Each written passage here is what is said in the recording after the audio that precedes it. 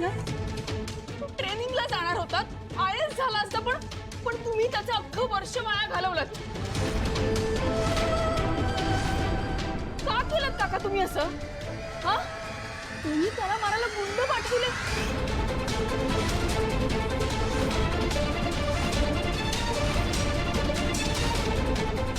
त्याच्याकडे बघा, त्याचा हात फ्रॅक्चर झालाय. तुम्ही का केलं असं? ही जी काही अवस्था आहे ना, ती तुमच्यामुळे झाली का?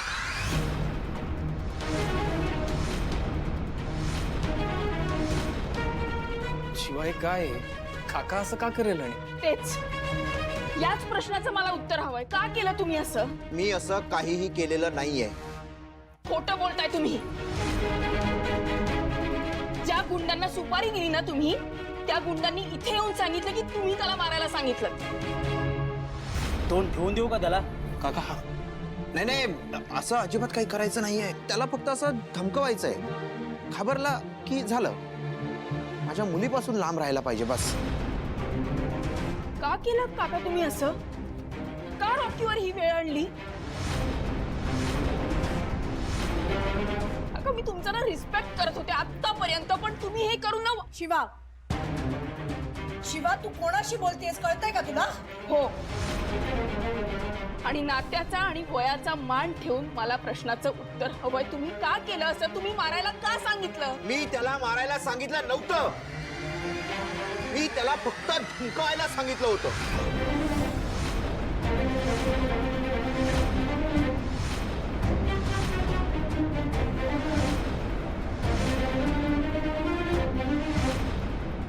का काका? काय बिघडवलं रॉकीने तुमचं? कुठला राग काढला तुम्ही? एक मिनिट, काकाशी असं बोलायची तुझी हिम्मत कशी झाली? नीट बोलायचं. हा, कीर्ती तू थांब. लक्ष्मण, मला सांग, तू याला धमकायला सांगितलं होतंस? असं काय घडलं तुमच्या दोघांमध्ये? एवढा हुशार मुलगा आहे, त्याचं ट्रेनिंग होतं, बघ त्याची काय अवस्था झाली. बोला काका, बोला ना आता. काय एवढं वैर आहे? त्याने संपदाशी जवळीक साधण्याची काय गरज होती?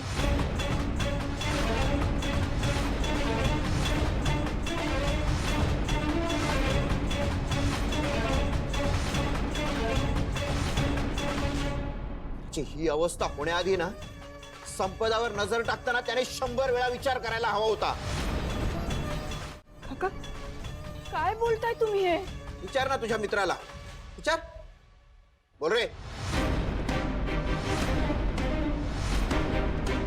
रॉकी, एक मिनिट, यात फक्त त्याची चूक नाहीये. आमचं दोघांचंही एकमेकांवर खूप मधातून एक शब्द जर काढलास ना आता. काका, काका तुम्ही आमचं ऐकून तरी घ्या. ए, तू तुझं तोंड दाखवू नको मला. याला घरी कोणी घेतला? संपदा, रॉकी, हे सगळं खरंय का ग? काय झालं, तुला माहित नव्हतं? असं कसं शक्य आहे? नाही, बरोबर आहे. आता नाटक करायला सुरुवात करशील ना? मी कशी आदर्श सून आहे, मी कशी चांगली बायको आहे, मला बाबा यातलं काही माहीतच नाही, हे सगळं नाटक सुरू करशील ना? आणि मग देसाई पुन्हा तुझ्या नाटकाला बोलणार. हे ताई, ऐक ना, तू कुठलाही विषय कुठेही घेऊन जाऊ नकोस. विषय तर आत्ता योग्य दिशेला जातोय आशू. आणि हे सगळं ना हिने मुद्दाम घडवून आणलंय. कीर्ती थांब. कुणी काही बोलणार नाही आता. लक्ष्मण, तुला हे सगळं कधी कळलं? झाले थोडे दिवस. आणि एवढी मोठी गोष्ट तू माझ्यापासून लपवून ठेवलीस? तुला मला सांगावंसं सुद्धा वाटलं नाही. आणि तू या मुलाला मारायला गुंड पाठवलंस?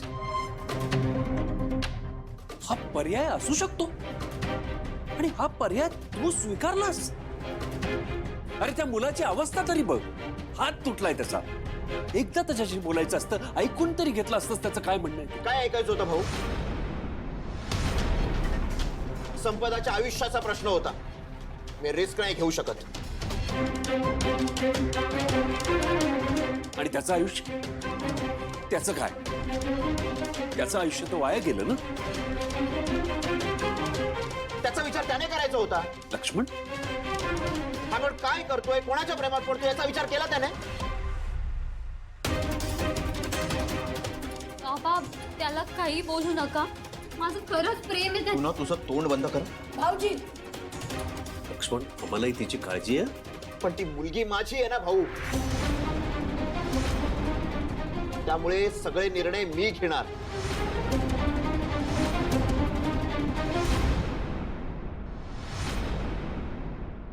अरे काय चाललंय हे?